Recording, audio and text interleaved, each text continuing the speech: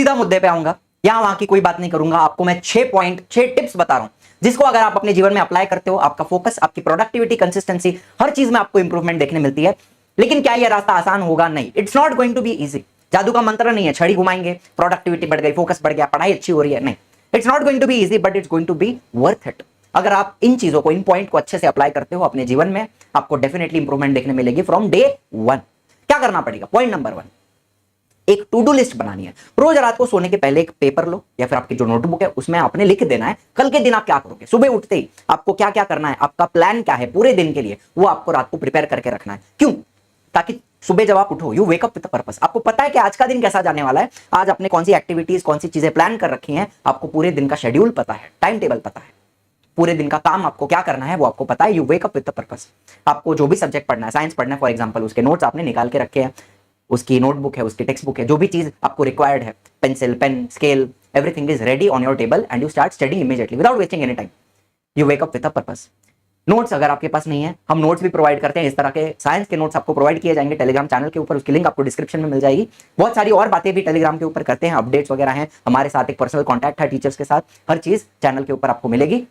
जरूर से ज्वाइन कर लेना, link in the description. Point number 2, Pomodoro technique. काफी फेमस टेक्निक है, बहुत सारे बच्चे इसको अप्लाई भी करते हैं। इसमें क्या करते हैं, ध्यान से सुनना। It is a technique, it is a method for staying focused and mentally fresh. आपको क्या करना है, यू पिक अ टास्क। मान लिया केमिस्ट्री पढ़ रहे हो, ठीक है, आपने एक टास्क पिक कर लिया, 25 मिनट का टाइमर लगाओगे, 25 मिनट तक आपने उस टास्क को करना है विदाउट एनी डिस्ट्रैक्शन। फोन को आप बंद कर दो, एयरप्लेन पे डाल दो, स्विच ऑफ कर दो, साइड में रख दो, ठीक है। Work on your task until the time is up. शांति से पढ़ाई करो विदाउट एनी डिस्ट्रैक्शन। 25 मिनट पढ़ाई किया, then you take a 5 minute break.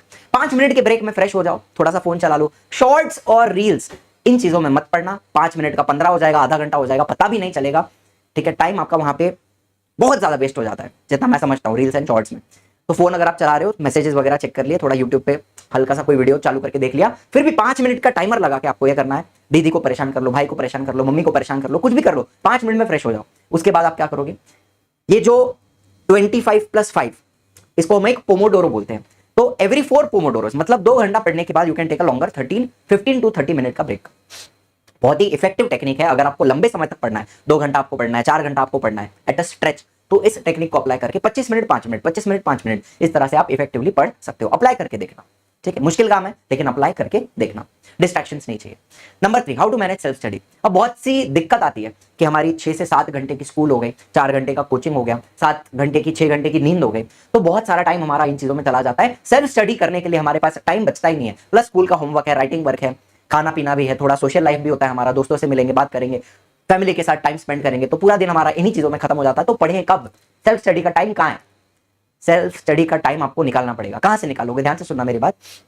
अगर आप 7 घंटे सो रहे हो तो 6 घंटे सो जाओ, 6 घंटे सो रहे हो तो 5.5 घंटे सो जाओ। थोड़ा आपको आधा घंटा पौना घंटा जल्दी उठना पड़ेगा बिफोर स्कूल, एंड सुबह बिफोर स्कूल जाने के पहले आप रिवाइज करके जाओ जो भी स्कूल में पढ़ाने वाले हैं। आज जो भी टॉपिक होने वाला है थोड़ा सा उसका रिवीजन करके या फिर एक बार देख के जाओ कि पिछले लेक्चर में क्या पढ़ाया था। ये आपको बिफोर स्कूल करना है। स्कूल से आने के बाद, अच्छा ड्यूरिंग स्कूल ऑल्सो कुछ अगर राइटिंग वर्क मिला है, होमवर्क मिला है, अगर आपके पास फ्री पीरियड मिल जाता है स्कूल के बीच में, कहीं पे भी होता है काफी बारी पीरियड, कोई लेक्चर कैंसिल हो गया या पीटी पीरियड आ गया जहां पे कुछ कर नहीं रहे, सेल्फ स्टडी का टाइम दिया, स्कूल में भी मिलता है, तो वहां पर आपने राइटिंग वर्क जितना है आपका वो फिनिश कर देना है, ठीक है। वहीं पे दोस्तों के साथ थोड़ा टाइम पास करेंगे तो वो भी आपका समय चला गया, तो वो नहीं करना है। राइटिंग वर्क अगर आपका है तो स्कूल में आप उसको कंप्लीट करने की पूरी कोशिश कीजिए, सो दैट घर पे आने के बाद आपको सेल्फ स्टडी का टाइम मिल पाए। उसके बाद before going to class, again class जाने के भी आधा पौना घंटा पहले थोड़ा टाइम निकालना पड़ेगा। अगर आप घर आके थोड़ा खाना वाना खा के रेस्ट करते हो तो रेस्ट का जो आपका टाइम है उसमें से आपको थोड़ा टाइम निकालना पड़ेगा, एंड क्लास में जो होने वाला है या फिर पिछले लेक्चर में जो कोचिंग में कराया था उसको आपको रिवाइज करके जाना है। Revision is the key. School जाने के पहले आप रिवाइज कर रहे हो, स्कूल में आपका राइटिंग वर्क वगैरह थोड़ा होमवर्क आप स्कूल के अंदर कर देते हो, कोचिंग जाने के पहले आप रिवाइज कर रहे हो, कोचिंग से आने के बाद आफ्टर कमिंग फ्रॉम क्लास अब आपका जितना राइटिंग वर्क बचा हुआ है, जो लर्निंग थोड़ी आपको करनी है वो आप कीजिए, रिवीजन कीजिए। स्कूल में जो कराया, कोचिंग में जो कराया उसका फटाफट रिवीजन करते जाइए।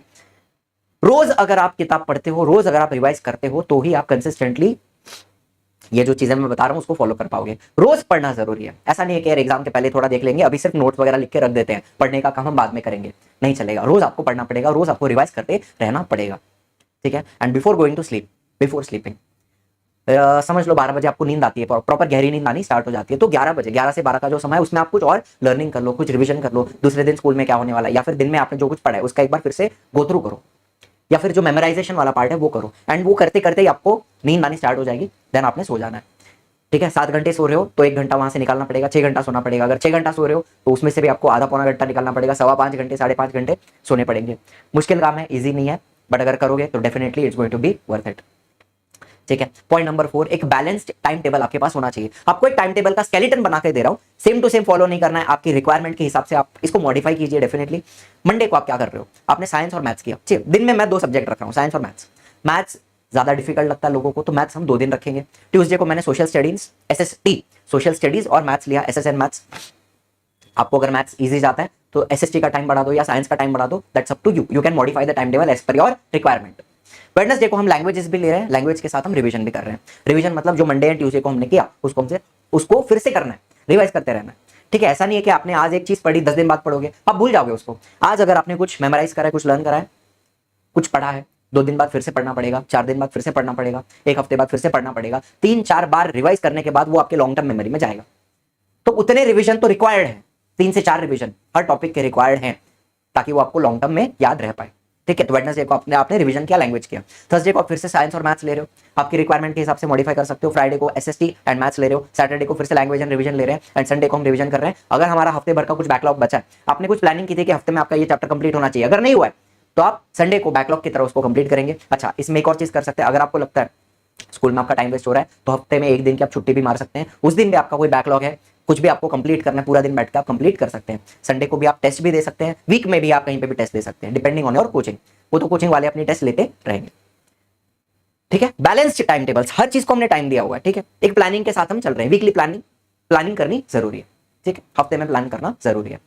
ठीक है, फिर नंबर 5, ट्रैक योर एक्टिविटीज। पूरे दिन में हम बहुत सारी चीजें करते हैं जहां पे हमारा टाइम चला जाता है। भले 15 मिनट के लिए भी आपने फोन लिया है, लेकिन वो 15 का कभी 25 मिनट हो गया, कभी आधा घंटा हो गया, तो आपको एक ट्रैक रखना है, मेंटल ट्रैकिंग करनी है कि मेरा टाइम कहां बर्बाद हो रहा है। मैं बस ऐसे बैठा हुआ था, थोड़ा घड़ी को देख रहा था, थोड़ा टीवी को देख रहा था, मम्मी से बात कर रहा था, या जो भी कर रहा था, उन चीजों में भी एक सेट अमाउंट ऑफ टाइम देना चाहिए। उससे ज्यादा टाइम अगर जा रहा है तो वो टाइम वेस्ट हो रहा है, वही टाइम में आप अपनी सेल्फ स्टडी कर सकते हो। तो डेली ट्रैक रखना, एक मेंटल ट्रैक रखना कि अरे हाँ, यहाँ पे मेरा टाइम चला गया, यहाँ मेरा ज्यादा टाइम चला गया। वो ट्रैक रखोगे तभी आपको पता चलेगा कि सेल्फ स्टडी का टाइम कहां से निकलेगा। तो your trekking your activities is very important. ठीक है, कितना टाइम आप सोशल मीडिया पे दे रहे हो, कितना टाइम आप फोन चला रहे हो, हर चीज का एक ट्रैक रखना जरूरी है। फोन के अंदर भी आपको दिखेगा ना कि आपका फोन या फिर आपकी जो स्क्रीन टाइम है वो कितना यूज हुआ है डेली बेसिस पे, कौन से एप्स में ज्यादा स्क्रीन टाइम गया है, वो भी आप ट्रैक कर सकते हो। तो keeping a track is very important, ताकि आपको पता चले। एंड यही ट्रैकिंग फाइनेंसिस में बोलते हैं, मतलब जब आप कमाने लगोगे तो अपने फाइनेंसिस को मैनेज करने के लिए भी ट्रैक करना, आपका खर्चा कहाँ कहाँ पे हुआ डेली बेसिस में। हम यहाँ वहाँ 30 रुपए, 100 रुपए, 50 रुपए, बहुत सारे खर्च कर देते हैं, लेकिन पूरे दिन में फिर हम जब एक कैलकुलेशन करते हैं तो 1000 रुपये खर्च हो गया। तो उसी तरह से 5 मिनट यहाँ चले गए, 10 मिनट यहाँ चले गए, 15 मिनट यहाँ चले गए, फिर पता चला हमने 4 घंटे बर्बाद कर दिए। ऐसा भी हो सकता है। तो ट्रैक और activities very very important. And lastly, एक टारगेट सेट करना है। टारगेट सेट कैसे करते हैं, कौन से टाइप के टारगेट्स होते हैं? हमें मंथली, वीकली और डेली टारगेट्स सेट करने हैं। कैसे करेंगे? देखिए, साइंस, मैथ और एसएसटी की अगर मैं बात करूं तो साइंस में मेरे पास 13 चैप्टर हैं, मैथ्स में 14 है, एसएसटी में 20 चैप्टर है। अभी मान लो 20 जुलाई चल रहा है, ठीक है, मिड जुलाई पकड़ता हूं, मुझे मिड दिसंबर तक अपना सिलेबस कंप्लीट करना है, तो मेरे पास 5 महीने हैं, 5 मंथ्स। तो 13/5, 14/5, 20/5। अब मैं यहाँ पे मंथली टारगेट सेट करूंगा। ठीक है, 13 चैप्टर्स हैं जो मेरे को 5 महीने में कंप्लीट करने हैं, तो मेरा मंथली टारगेट कैसा बनता है देखो। साइंस की बात करें 2.6 चैप्टर पर मंथ, इसको अप्रोक्सीमेटली मैं 3 पकड़ के चलता हूं। ठीक है, थोड़ा ऊपर पकड़ के चलते हैं ताकि हमारा सिलेबस जल्दी भी हो जाए, ताकि थोड़ा प्रेशर भी बना रहे। तो 3 चैप्टर आपके 1 महीने में होने चाहिए, तो 10 दिन में आपका 1 चैप्टर हो गया। ये आपको मंथली टारगेट पता चला, वीकली टारगेट भी पता चल गया, है ना। 10 दिन में आपको 1 हफ्ता और 3 दिन आपके पास है 1 चैप्टर कंप्लीट करने के लिए। तो फिर डेली टारगेट आपको सेट करना पड़ेगा कि आज मेरा इतना इतना चैप्टर हो जाना चाहिए, ताकि मैं इसका 1 शॉट देख लूँ। इसकी मुझे एनसीईआरटी भी पढ़नी है, इसका मुझे पीवाईक्यू भी करना है, इसका मुझे इंडेक्स भी करना है, इसकी मुझे एक्सरसाइज भी करनी है, इसके एग्जाम्पलर भी करने हैं, बहुत सारी चीजें हैं। तो आपको उस 10 दिन में उस 1 चैप्टर का सब कुछ करना है। तो उस तरह से आप डेली टारगेट भी सेट करोगे, डेली प्लानिंग करोगे। ठीक है, मैथ्स की बात करें 14/5 2.8 होता है, इसको भी अप्रोक्सीमेटली 3 पकड़ के चलो। तो वही चीज हो गई, जितना साइंस में आपको देना टाइम उतना ही मैथ्स को भी देना आपको। एंड एसएसटी में बात करें तो यहाँ पे 4 चैप्टर्स पर मंथ का हिसाब आता है, 4 चैप्टर्स पर मंथ, तो 1 चैप्टर पर वीक। एंड उस हिसाब से आपको प्लान करना पड़ेगा। देखो, बहुत सारी बातें मैंने आपको बताई हैं, क्या ये चीजें आसान है? नहीं। सबसे मुश्किल काम क्या होगा पता है?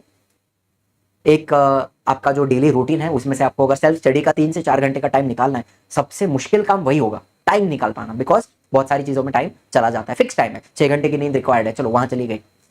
फिर आपका कोचिंग आप जा रहे हो 4 घंटा, वो आपका चला गया। 7 घंटे की स्कूल है, उसको भी आप स्किप नहीं कर सकते। तो बहुत सारी ऑलमोस्ट कितने हो गए, 7+4 11+6 भी पकड़े तो 17 आवर्स, 17 to 18 आवर्स इन चीज़ों में चले गए। आपके पास बचे 6 घंटे, 6 घंटे में आप कितना खाना खाओगे, कितना थोड़ा रेस्ट करोगे, एंड 4 घंटे की सेल्फ स्टडी करोगे, कैसे करोगे, मुश्किल काम है, निकालना पड़ेगा वो time, but it's going to be worth it at the and.